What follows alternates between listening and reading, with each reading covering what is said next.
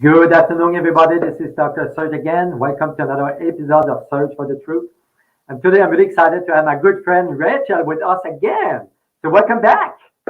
It's always great to be here and be a good company with you here, Serge. How are things where you are? Oh, things are good in Texas. I'm in Houston. Things are good. Things are open. Business is back to normal. You know what I mean? Things are good. What about you guys in Canada? That's a whole other topic, that's for sure. But here we are. We're going to stay positive. We're going to figure out how to navigate through this stuff, look good, feel good, become more self-reliant. We're going to tick all the boxes in today's episode. I'm excited to get into it. Exciting. So I always like to ask my guests, why, the why, right? One of the reasons why I got into the nutrition field is because I had Lyme disease, and now I'm passionate to help people with Lyme because those people don't get a lot of help. But you are passionate about the skin. So why the skin? Well, it's only the largest organ of our body. And what goes in comes out. Your skin is really a direct reflection of what's going on inside. So if you're eating the wrong foods, you're going to be in an inflamed state. Your skin is going to display more hyperpigmentation, uneven skin tone. Your acne scars are going to stick around for longer. You're going to experience accelerated aging. So none of the body systems and organ systems really are separate. They all are very intricately interconnected. So that's why I'm super passionate about this stuff. Because when you look good, you feel good. And when you feel good, you look good. It's all connected. You're right. I'm always fascinated when someone, like you say, it's the biggest organ of the body. We never think about the skin. We always think about, the liver, the gut, the heart, and so on. But you're right. The skin is the biggest organ, and it is really important in the detoxification pathways as well. Yeah, I always get a kick out of when people write me off oh, she talks about skin. She must be superficial. It's like, ooh, actually, Oh, there's this whole other layer of beauty and skin and magnetism and radiance that is actually super deep and even slightly esoteric. So if you want to be beautiful and radiant in your most vibrant version, you got to have your body, mind, spirit, energy practices dialed in. It's not just what you put on your face, it's what goes in your eyes, it's what goes in your ears, it's what goes in your mouth and in your heart, and what that send and receive cycle is like with people, places, things, and things around you. And people are going to be like, what are you drinking? I want some of that. Why do you look a certain way or present a certain way? And it's really cool, actually, this whole journey of beauty and radiance. It's a lot less superficial than people realize. you have a good point. I mean, the skin is the first thing we see in people, right? You see the face, you see the eyes.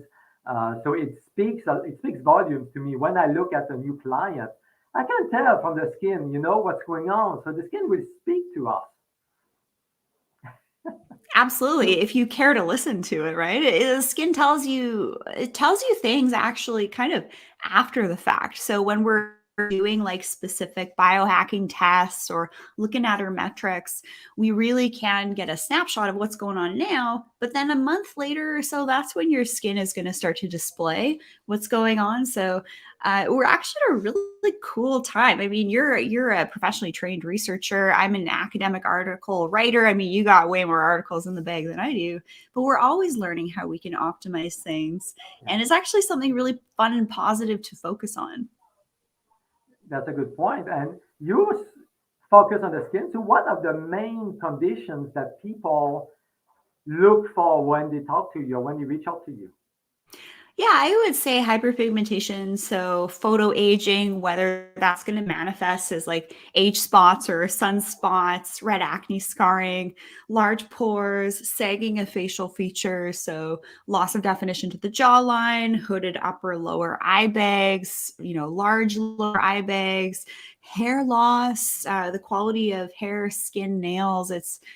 These are questions that clients are asking me all the time, and they're also, I'd say, probably the biggest question is, well, what is a good routine for my skin type and my skin needs? So I love helping clients kind of navigate through all the BS out there, because trust me, the whole aesthetics industry, more and more clinics, I'm hearing about this every day, even in my local community, they're all getting bought out by these big conglomerates. So unfortunately, the model of rejuvenation and aesthetic medicine and aesthetic nursing is becoming very commercialized, and it's a commodity. So I like to help my clients and audience kind of like just cut through the noise and really get to the basics for skin health. So what are the basics for skin health? Because when I read about it, I'm not really a pro on it. I'm not really an expert, but it's a little confusing to me. There's different types of skins, or you can have a more acidic skin, more alkaline, different products. I mean, it's really, to me, too much. So can you help down to break it down, make it simple? Yeah, actually, I've come up with this really great, sophisticated skin cheat sheet where I cover like the 5 key basics for healthy skin. So, what you want to just start with right now, whatever products you have, is start to cleanse your face morning and night. We actually want to make sure we're getting off dirt, oil, debris, dead skin, pollution, particles in the air, Yeah. mold, all this stuff that could sit on the skin and actually create oxidative stress, right? And oxidative stress is then going to lead to things like inflammation. So starting with good, clean skin is kind of like numero uno, step one. But using the right cleanser that's going to be appropriate for your skin needs. I see a lot of people actually going wrong with going with, like, say, for example, oil-based cleansers and oil-based moisturizers. Common thread that I see, and I've been doing this work for over 10 and a half years, is people are usually using the wrong products that are actually full of toxins as well. So I like to kind of like clean things up in real time, give feedback to what clients are using. If there's anything, when I'm doing a skin product check with them, what they're using, I'm looking for things like parabens, phthalates, sulfates, artificial dyes, fragrances. What's the company practices? Are these products actually going to give results? So even something like a cleanser, you do want to make sure you're using a specific formulation and something that's actually going to not, disrupt the skin mantle, but will still be able to take off your makeup and your mineral sunscreen. And then when it's a good cleanser, you don't even have to tone the skin afterwards. Then you got to feed it. Your moisturizer is like your multivitamin for the skin. And then you got to protect it with some mineral sunscreen, not chemical filters, but still get that, 15 minutes of unadulterated sun on your face and in your eyes first thing. And exfoliating, right? Polishing the skin, getting off the stratum corneum, which is kind of up close. It's like the cornflake layer on the skin.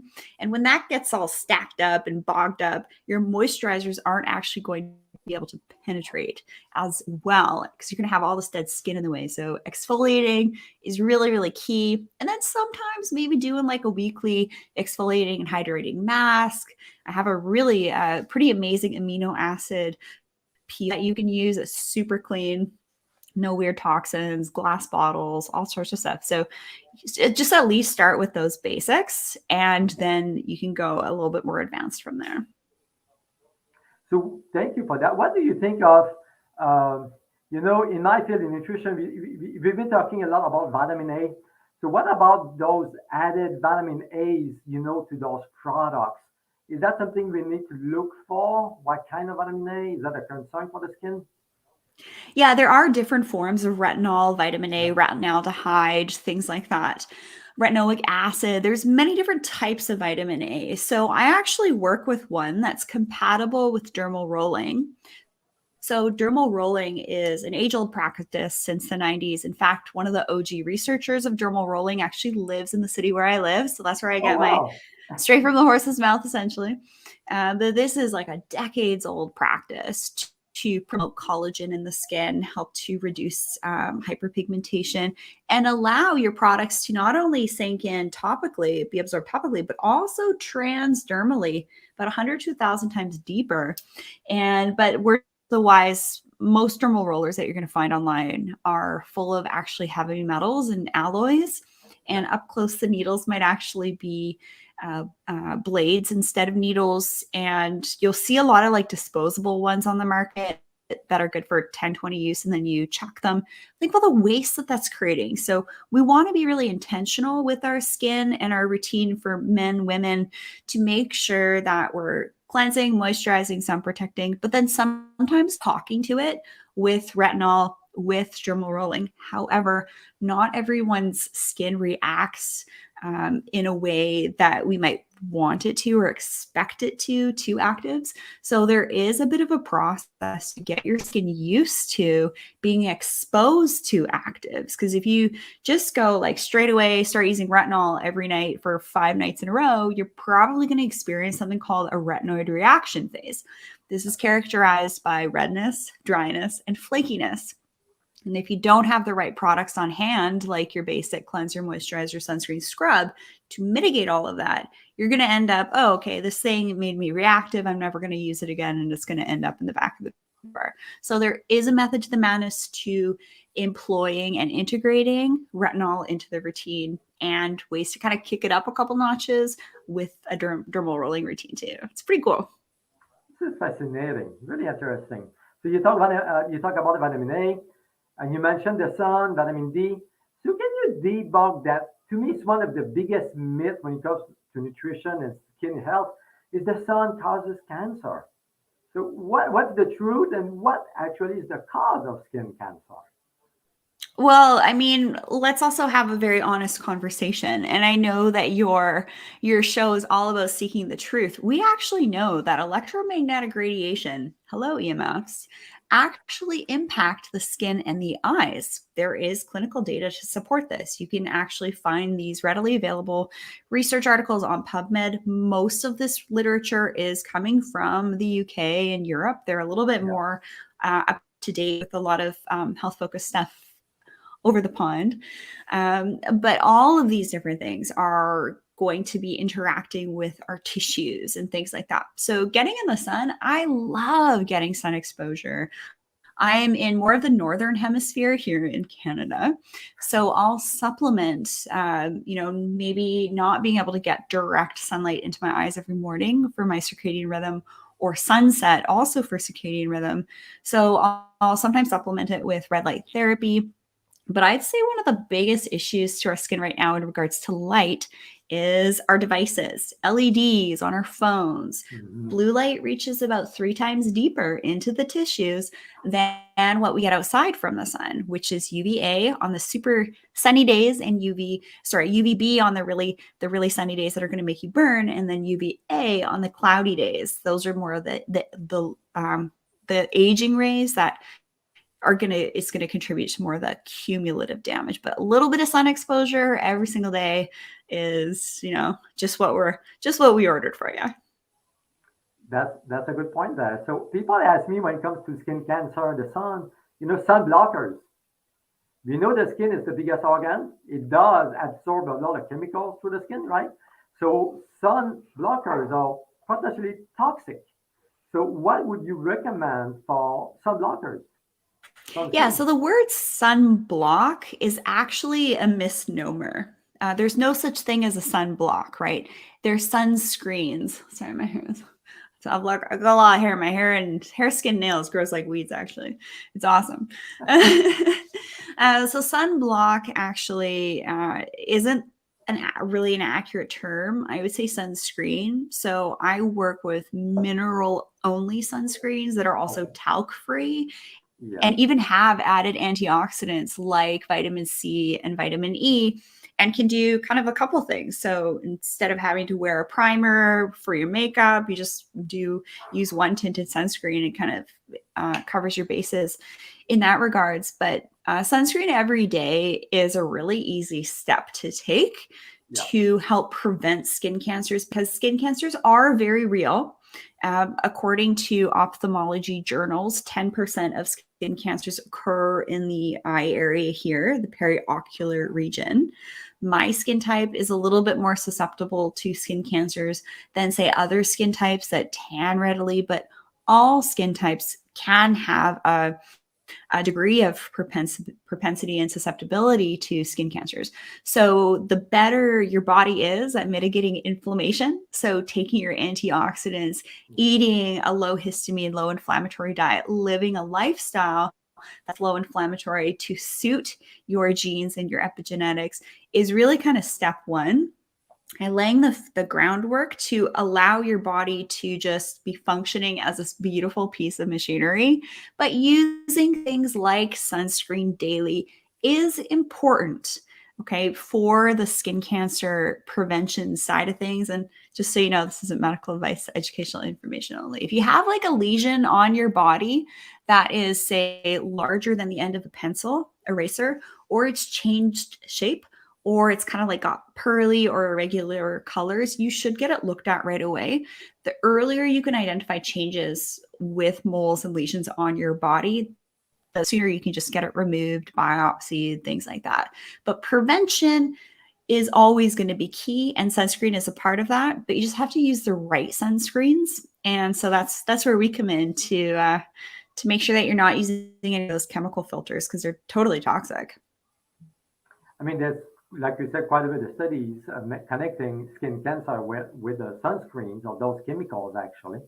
You know, when I was researching my book on cancer and health, which should be coming out beginning of next year, but anyway, so I was looking at cancer and studying cancer and researching cancer, and I looked at the Japanese, and I found some statistics in Japan, and most skin melanoma, you know, which is a type of skin cancer, was found on the feet, which is an area that is not exposed to the sun. So the sun is not necessarily the major driver of cancer. Like you said, your lifestyle, your diet, your stress level, and so on are part of it. But sun, to me, is not necessarily the biggest factor or player causing. So we shouldn't be afraid of the sun. It's natural. Absolutely. It's the most unadulterated light source that we have. If we didn't Yeah. have the sun, we wouldn't be here. So we have to have a bit of a healthy respect for the sun. But I gotta say, actually, traditionally I'd go outside and I would literally burn in about 10 or 15 minutes. But over the last 2 years, personally, I've been getting more intentional full body sun exposure, as much full body as possible. And I'm actually burning less, and I'm able to be outside for longer because my body is just like this amazing, beautiful, well-oiled piece of machinery. And I'm taking the right skin-based supplements to support and actually function as an internal sunscreen, which is pretty cool. It is really fascinating. And you're right. When I was a kid, I used to burn so easily, like all the time. But as I changed my diet and addressed different things in my body, you don't burn really much anymore. You tan more than burn. So it's really fascinating. Yeah, and one thing that you mentioned about like skin cancers on the toes, I believe that's how Bob Marley passed away. I I think didn't know he that. had, yeah. And so all these ladies that are getting their nails done and they're putting their fingers under these LED lights and UV lamps, for sure, there's some things happening in the skin. So I actually don't recommend for women to even get their nails done using those lights because of the potential interaction on the nail beds. So when you're wearing flip-flops and things like that, you're getting a lot of exposure on your toes and on your feet. So just be aware of how much cumulative damage different areas of your body are actually getting. Like when you're driving, when you're walking around, just kind of chilling out, you might not even be thinking about it. So I'm really intentional when I go in the sun. I'm getting as much full body as I can for a certain period of time. And then when I'm out and about, I'll wear like a higher color shirt. I'll wear more like long sleeve shirt, things like that. Good point. You have to do your best, especially when you are. So if you cannot get the sun exposure that you need to get, like in the winter time, I know in Canada, the sun is not really strong in that time. So what do you do? Do you supplement? Oh my gosh, do I supplement? Come on, what do you think? I know you Yeah. do. Oh, heck yeah. I'm really intentional with the supplements that I take. So when it comes, let's just give some tips here. I've identified that there are some really key supplements to take for healthy hair, skin, nails, and just like aging in general. And that's going to be having a solid antioxidant, omega supplement, and collagen. Okay. And then, of course, eating a diet that's specific for your specific constitution and epigenetics and really what your body wants at that time. But when we feel ourselves from the inside out, good things happen. We get rewarded. And that reward is we look better, we're aging better, and we're feeling better, and we're thinking clearer. So skin is directly connected to anti-aging, right? And I know collagen has been promoted as one of those anti-aging, things you need to do. There's a lot of products out there. So what do you recommend? So is there any way to support naturally the collagen production by our body, or you had to take like collagen powder or collagen pills? Yeah, so there are different types of collagen. So beef collagen, poultry collagen, and marine collagen are the three most popular forms of collagen. Now, what you need to know is what are the farming practices of those animals that you're then consuming. So I like to work with companies that are non-GMO, and they also do third-party independent lab testing.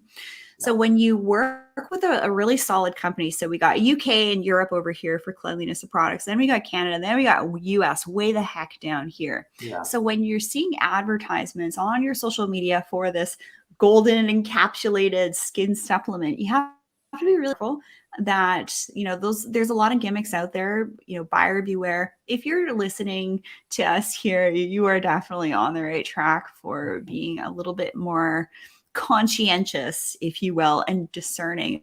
We have to use our wise discernment for absolutely everything that we're exposed to these days, not only for our skin health, but just our overall wellness and vitality in general. But collagen really is a key element to support, but you also have to have great cofactors to allow your body to absorb the collagen. So if your gut's not happy and you have leaky gut and all sorts of things, and then you're taking these beautiful supplements, your body just, instead of absorbing those supplements, maybe needs to work super hard at mitigating inflammation. So start with, good food, good diet, all that, and then start to incorporate some skin specific supplements. Third-party independent lab testing is really, really key. And I like to work with companies that have been formulating for anywhere from about 10 to 30 years. And it's like everyone and their dog is doing white labeling, supplementing now, right? They're selling these supplements that they bought a formula from a chemist, they slap their label on it. So you have to be really careful about that. And, I'm not into that. So. No, you're right. You have to be really, really careful, especially here in the States. I don't know in Canada, but here there's so much junk out there, and people don't realize that they take something that can potentially harm the body. Um, so one comment that I've seen that I get more and more and more these days is sensitive skin.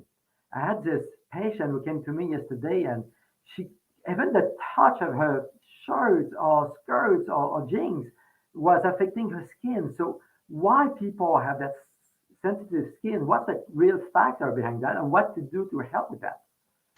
It's really interesting. So those of us with sensitivities usually have more than one sensitivity. Yes. Right. So I think a lot of this actually comes down to the toxic bucket analogy. If you are living a really toxic lifestyle, you're eating garbage junk food, you're eating fast food, which for some reason is like totally kosher to be consuming now and it is in fact promoted. If you're eating bad food, you're looking and listening and consuming, not so good things around you. You're living in a toxic home with mold and things like that. You're using toxic personal care products. You're really adding to your toxic bucket. Now, what happens when that toxic bucket is really full, and then you throw women's hormones and menopause into the mix, and it's kind of a recipe for this to tip over. And then you're going to see accelerated aging. You're going to see things like maybe a histamine response on the skin, which honestly, diffuse redness and irritation, I see far too often being kind of like mislabeled, if you will, as things like rosacea. But it's not magic. It's just science that when you start to just stabilize your skin and look after it the way that the organ really is wanting you to look after it, is telling you that it needs to be looked after a little bit in a more specific, intentional way. Cleanse, moisturize, sunscreen, exfoliate, eat a really healthy lifestyle. You will notice within usually about a week or two that sensitivity start to go down. And then you can layer different things into the mix, like dermal rolling, retinols, lasers, things like that, to then tell your skin actually thicken up a little bit, right? Then you got to mitigate the inflammation and the sensitivity first with the right products and the right protocols, and reduce your toxic exposure, and then you can start to enhance your skin. So skin sensitivity actually is the symptoms of your body dealing with toxin overload. Yeah, so pay attention to that because your body just it's trying to tell you something, Yeah. right? So Yeah. it's not rocket science. You just have to pay attention and get really in tune and intuitive with your body. And the skin is one of the first aspects of your body that will be talking to you. You're right. You have to be really in tune and focus on how you feel when you eat or do something. I know from my side of being a practitioner, skin conditions sometimes is one of the hardest conditions to treat, like a rosacea or psoriasis or eczema. Sometimes it can be really, really stubborn. And what I have realized over the years is when I put those people on a carnivore diet, I gotta tell you, within a few weeks, those rashes, psoriasis, all those conditions disappeared. So I know there's a lot of science behind that. So what is your take on those anti-nutrients that we may be eating from a diet that can actually contribute to skin rashes or skin problems or just health issues in general? Well, we also need to pay attention to the quality of meat. So where I live, I actually eat a lot of elk. I eat a lot Oh, of wild boar. I do not wow. eat commercial chicken. I do not eat commercial pork. I love beef and I love steak. So for me and my constitution, veganism isn't really the best for me. And in fact, I'd say with vegans for the most part, and it's going to get a little bit heated here for sure. Um, Everyone's constitution is different. So for certain people, maybe following a vegan diet actually might work for them, but it doesn't work for me. My body wants more of Mhm. that red meat, especially for women, because we menstruate, we literally bleed out. We need to make sure that we're getting all the iron and B vitamins that we need, but we don't want to be adding toxic burden to Yeah. our body by consuming meat that hasn't been ethically cared for and that is also full of toxins like hormones, antibiotics, toxins that may be from fertilizer next door in the plot of land that's using glycophosphates and stuff like that. And then the animals are drinking them. Yeah. So that's why I like to consume more kind of like wild game meat, if you will. And it's funny, since I started really dialing in my meat quality, it's interesting, you mentioned this. I've actually noticed a stabilization of my hormones. And the way I see this is I don't have any PMS symptoms. Traditionally be like, oh, wow, getting super emotional that time of the month. Okay, I know what's going on. I feel it. But I also notice more satiation throughout the day. So as we know with our ghrelin and leptin levels, ghrelin makes you hungry like gremlin. Leptin makes you feel satiated. When I'm eating better quality meat, I eat less of it and I'm more satiated throughout the day. It's really, I was actually just talking about it with my hubby today. He's a pro athlete. So we're like super dialed in with all this stuff. He's on my case to exercise and all this stuff. I have more energy and I just I feel better. I feel like a freaking like superwoman most of the time. You're so right. I see that every day. When you improve the quality of what you eat, not necessarily meat, but it can be vegetables, fruit, organic, good quality. It's night and day for a lot of people, and people don't realize that they used to eat toxic meat and toxic foods. Yeah, and really moving away from chicken. So we have Upgrade Labs here where I live. I love Dave Asprey's work and all that stuff. So he's got a biohacking place where I live, and I frequent there quite a bit. And I brought my girlfriend there to have a nice meal together. And she's like, "Oh, I really kind of want like a bowl with like chicken." And I'm like, "There's no chicken on the menu because chicken's not great for you. It's high in omega-6, right?" Yeah. Hmm. So there are certain like elements to meat that aren't necessarily the best for us. So like eggs are going to be a little bit better than maybe eating the chickens, but also what are the chickens eating while they're laying the eggs will also contribute to the quality of Exactly. omegas that are present or not present. So the stuff actually goes really deep and can actually require some reprogramming. I mean, it's funny that you talk about chicken because I've been talking about chicken for years, and people look at me like I'm crazy. Chicken is the way to go. You shouldn't have red meat, the saturated fat, and chicken is leaner. It's better for you. But when you look at statistics of how much chicken people have been eating over the decades in America, I mean, there's so many connections and concerns with chicken. Like you said, the way they are raised, the way they are fed. So I don't eat chicken. It's been a long time actually. I'm My really, stomach actually hurts when I have chicken. It's like I have this like like heaviness, and I just don't like it anymore. Now that I have the taste for the wild game meat Yes, and just yes, knowing how freaking awesome I feel, just knowing that this animal actually led a really good life up to the time where it died in the woods. yes.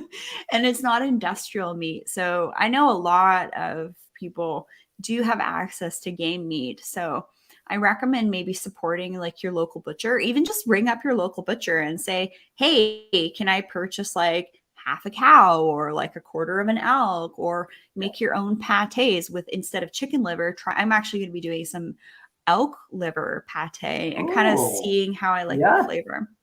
that's exciting. Actually, liver is one of the more nutritious organs and food on the planet.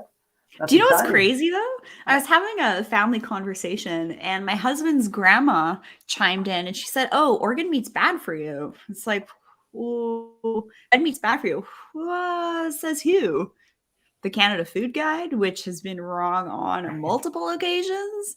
So we have to really check ourselves. It's like, okay, do we think something's bad because someone told us that it's bad? No, Or has there been more evolution in the information around that and research? You have to do your research, but doing a specific food testing is really key. So that's how I actually started to really learn that chicken wasn't great for me, because I actually showed up on some of my food tests to avoid. I see. Yeah. I feel that's a good idea to do some food sensitivity testing to make sure you don't eat something. And over the years, I've seen people having all kind of reactions to food that doesn't make sense, right? People are having reactions to kale, bananas, or apples. Again, to me, it's a symptom that maybe there's something going on inside the body, inside the gut. And there's a way to help the body to help healing these issues. Yeah, so it's like we can't be so reliant on external forces telling us Yeah, how we should be living our lives. Like, read between the yeah, lines here. I love the name of your show. We have to be in tune and intuitive with what our body, mind, spirit wants, right? yeah. What really kind of gets us lit up and makes us feel good. Notice how you feel after you eat or after you use different products. What's your elimination process like? How do you feel the next couple of days after that? Are you clear headed, or are you feeling kind of like lazy and flat and kind of like dull? Like, your skin's going to reflect that as well.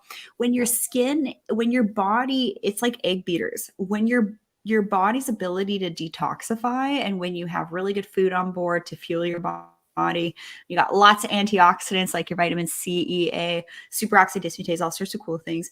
Your body's egg beaters and defense Yeah. mechanisms are going to be really well adjusted to when a stressor comes in or a toxin comes in. It's just going to be like, nope, no room for that, and it's just gonna, those antioxidants are gonna bind to the free radicals and just flush them out. It's not gonna be a problem. So you'll Yeah. start to notice the more resilient your skin and your body is, also the more resilient that your mind will become as well. I like the skin gut connection here. This is really true, though. And one Yeah. thing I learned over the years is to really pay attention to your body. The body will tell us what's going on, and most people don't even know how to learn those signals. I think that's the first step for a lot of people. So, as a final word, what would you tell somebody who's dealing with skin problem or someone who just want to look and feel better? Yeah, save your time. Don't just like look at Google and YouTube. I mean, good luck trying to figure out and learn all the stuff I've learned over the last almost 11 years of doing this, over 20,000 rejuvenation procedures, research I've read, what I see working skincare wise, laser wise, at home peel wise, skin optimization supplements. Just ask me, right? You can just reach out and I'm happy to give you some specific customized guidance as to what your specific skin goals are and needs are. And it's just really fun connecting with like-minded individuals. But you tuning in here, you have the two of us here having a conversation. We're here to help, work with us in the way that we're available and all of that. But yeah, it really is about becoming as self-reliant and resilient as possible, but knowing how to upgrade yourself. So, for example, I went from an old school analog Jeep. I do a lot of 4x4ing on the island where I live. I'm super outdoorsy. And then I recently upgraded to a Land Rover. Now it's got better traction control. It can chew through the trails. I'm not as likely to get stuck. And it's always kind of sensing when, oh, we need to put a little bit more traction to this tire so you don't slide out and things like that. So we are at a point in humanity where we need to make those upgrades. And the technology and the information is available. We just actually have to be in the driver's seat of it, if you will. And then you're just going to notice everything else in your life is also going to transform, and you're going to be better able to be well adjusted when things are changing and evolving around you as well. So it's kind of a deep topic, but I think that car analogy, making sure that you are staying on the right track is really what you and I are here doing. It's a lot of fun. We're trying to educate people. It's all about knowledge and power. It is. So how can people reach out to you? You have websites, emails, Facebook, Instagram, so on? Yeah. So, I mean, you've been on the Rachel Varga podcast a couple of times. We've had some great conversations. I look forward to having you on again. So the Rachel Varga podcast is where I really share like some really deep stuff. A lot of what I want to share, you can't really share on social for obvious reasons. So podcast is great. Get on my newsletter at RachelVarga.ca. And when you register, you'll get my 5 steps to sophisticated skin. So you can start to optimize what you're already doing, and we can connect that way. Yes, I'm on social at Rachel Varga Official. You can hang out with me there too. I'm pretty active in stories. And I would just love to connect with like-minded individuals that want to look great, kick butt in life, and feel their best and really be that example and that light to those around us. So be like, what are they doing? I want more of that, right? Exactly. Like we talk about, the skin is the first thing we do, and if you can improve your health, the skin will look younger and better. It's pretty amazing, actually. So, Rachel, it was a pleasure again to have you. You're going to have to be back. So there's so much we can cover when it comes to skin and health. Yeah, Thank I you for your know. time. Yeah, thanks for having me. Great hanging out again. Awesome. Have a good rest of the day, okay? Take care.